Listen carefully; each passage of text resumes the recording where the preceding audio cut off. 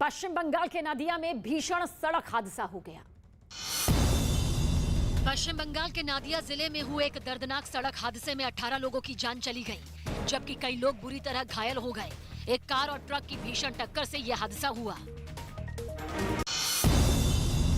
National conference के नेता उमर अब्दुल्ला ने घाटी में आतंकवाद पर विवादास्पद बयान दे दिया। बाहर से मिलकर नहीं आए, ये कश्मीर के ही बने हुए नौजवान अलग अलग वजूहात के बुनियाद पर बंदूक उठाने के लिए तैयार। कोरोना के नए वेरिएंट के खतरे को देखते हुए फ्रांस ने 7 अफ्रीकी देशों की यात्रा पर बैन लगा दिया। ओमिक्रॉन वेरिएंट के खतरे से निपटने के लिए इजराइल की सरकार ने भी अपने देश में विदेशी पर्यटकों के आने पर पूरी तरह पाबंदी लगा दी। शिवसेना सांसद संजय राउत ने अपनी बेटी की हल्दी और संगीत कार्यक्रम में जमकर डांस किया। उनके साथ एनसीपी सांसद सुप्रिया सुले ने भी कार्यक्रम का मजा लिया।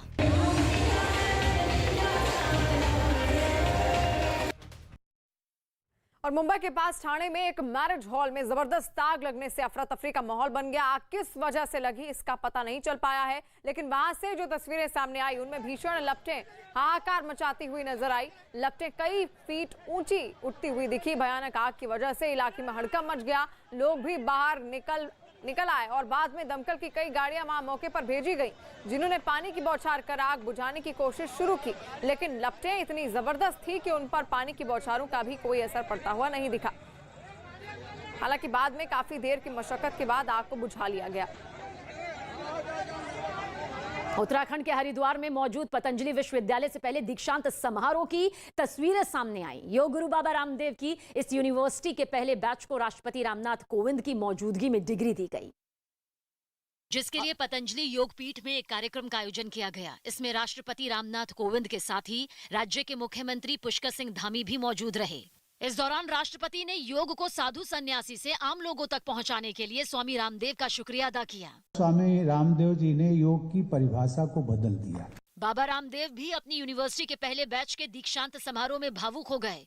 उन्होंने कहा कि ये ठीक वैसे ही है जैसे एक पिता अपने बच्चों को बढ़ता हुआ देखता है। इस दौरान उन्होंने छात्रों को शुभकामनाएं और अपना आशीर्वाद दिया। यहाँ तो अभी प्रारंभ है, हमें विश्व विजय के पुरोधा बनकर के भारत माता का मान बढ़ाना है। इस कार्यक्रम में मौजूद सभी छात्रों और मेहमानों को भगवा पगड़ी पहनाई गई। छात्रों को डिग्री देने के बाद राष्ट्रगान के साथ ये कार्यक्रम पूरा हुआ और इसके बाद राष्ट्रपति रामनाथ कोविंद ऋषिकेश के लिए रवाना हो गए, जहां पहुंचकर उन्होंने परमार्थ निकेतन में मां गंगा की संध्या आरती की, जिसमें उनके साथ उनकी पत्नी सविता कोविंद भी मौजूद रहीं। वहां पहुंचकर राष्ट्रपति रामनाथ कोविंद ने साधु संतों की मौजूदगी में हवन किया और उसके बाद मां गंगा की आरती की। इस दौरान उनके साथ वहां साधु संतों के अलावा उत्तराखंड के राज्यपाल और मुख्यमंत्री भी मौजूद रहे। राष्ट्रपति कोविंद के दौरे को देखते हुए वहां सुरक्षा के पुख्ता इंतजाम दिखाई दिए। हवन और पूजन के बाद राष्ट्रपति काफी देर तक गंगा के किनारे बैठे। इस दौरान आश्रम के पंडितों और कलाकारों ने कई भजनों की प्रस्तुति भी दी।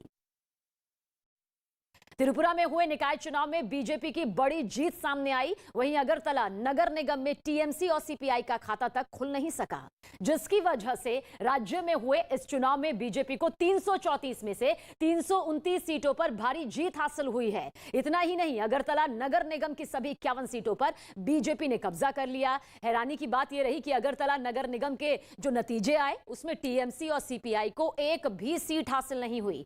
बीजेपी ने 334 सीटों वाले निकाय चुनाव में सभी नगर निगमों, नगर परिषदों और नगर पंचायतों के लिए उम्मीदवार खड़े किए थे, जिनमें 112 सीटों पर बीजेपी के उम्मीदवारों ने निर्विरोध जीत हासिल की थी और बाकी बचे 222 सीटों पर 25 नवंबर को मतदान हुआ था। इस जीत पर प्रधानमंत्री नरेंद्र मोदी ने ट्वीट कर वहां के बीजेपी कार्यकर्ताओं को बधाई दी। और संसद के शीतकालीन सत्र से पहले बीजेपी ने अपने सांसदों को व्हिप जारी किया। संसद के शीतकालीन सत्र के पहले दिन आज केंद्र सरकार कृषि कानून वापसी का बिल पेश करेगी, जिसके लिए बीजेपी ने लोकसभा और राज्यसभा दोनों सदनों के सांसदों को व्हिप जारी किया है। वरिष्ठ नौकरशाह विवेक जौहरी को सीबीआईसी यानी केंद्रीय अप्रत्यक्ष कर और सीमा शुल्क बोर्ड का अध्यक्ष नियुक्त किया गया। जौहरी 1985 बैच के भारतीय राजस्व सेवा में अधिकारी रहे हैं और फिलहाल सीबीआईसी के सदस्य के रूप में काम कर रहे थे। महाराष्ट्र के भिवंडी इलाके में एक मैरिज हॉल में अचानक भीषण आग लगने से हड़कंप मच गया। गनीमत रही कि इस दौरान मैरिज हॉल में कोई कार्यक्रम नहीं हो रहा था, लेकिन आग की चपेट में आने से कई वाहन भी जलकर राख हो गए। हालांकि बाद में दमकल ने आग पर काबू पा लिया।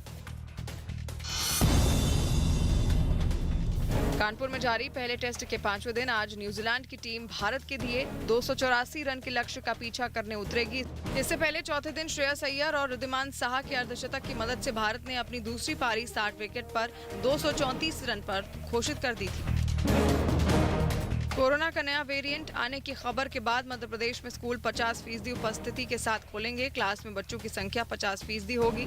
इसके अलावा अभिभावकों की मर्जी से ही 50% बच्चे एक दिन और बाकी 50% बच्चे अगले दिन स्कूल जा सकेंगे। साथ ही ऑनलाइन क्लास भी चलती रहेंगी। आंध्र प्रदेश के कड़पा में बारिश के बाद गुंजन नदी का जलस्तर बढ़ने पर जमीन कटने से एक मकान देखते ही देखते पूरा का पूरा नदी में समा गया। हालांकि हादसे से पहले ही मकान खाली करा लिया गया था, जिससे कोई अनहोनी नहीं हुई।